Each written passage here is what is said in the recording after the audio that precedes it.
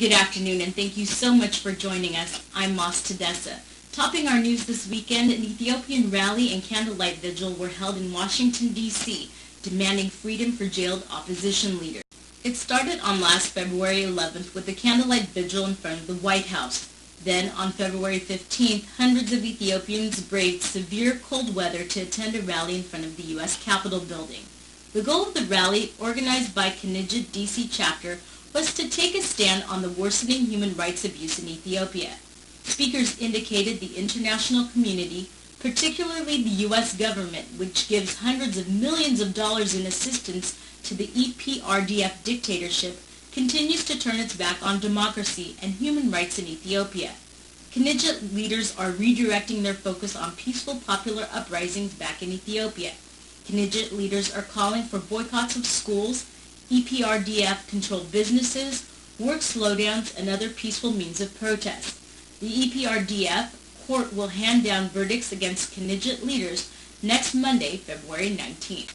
On the other side of the pond, hundreds of Londoners of Ethiopian origin reminded Prime Minister Tony Blair and his government that keeping quiet will not let them off the hook.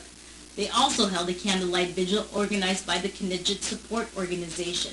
They are urging government officials to step in before the death penalty or a long-term jail sentence is issued against falsely imprisoned political leaders.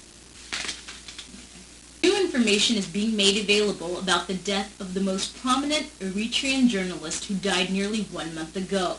Reporters Without Borders are saying the death of Joshua Yohannes is an appalling tragedy and is calling for an investigation. The organization added the Eritrean government must prove he did not die or hand his body over to his wife and 2 sons. He was 49 years old. Former U.S. President Jimmy Carter and his wife are headed to Ethiopia. In Ethiopia, Carter will attend the Ethiopian Public Health Training Replication Conference. The conference is the first of its kind and will illustrate how public health training is helping Ethiopia meet the growing need for trained healthcare workers. Carter plans to visit Ghana, Sudan, and Nigeria on this trip. Starbucks has donated in excess of $500,000 to coffee-growing regions of Ethiopia.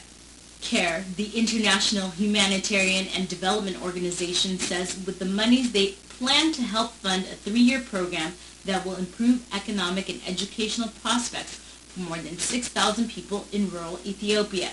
Starbucks has supported CARE for 15 years with grants totaling more than $3 million to coffee-growing regions all over the world.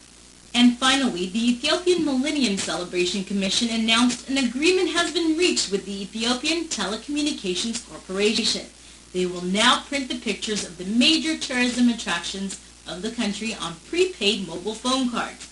During the Millennium Celebration, these cards together with other advertising tools will play a vital role to promote the image of the country. Thank you so much for joining me. I hope you'll meet me right back here next weekend.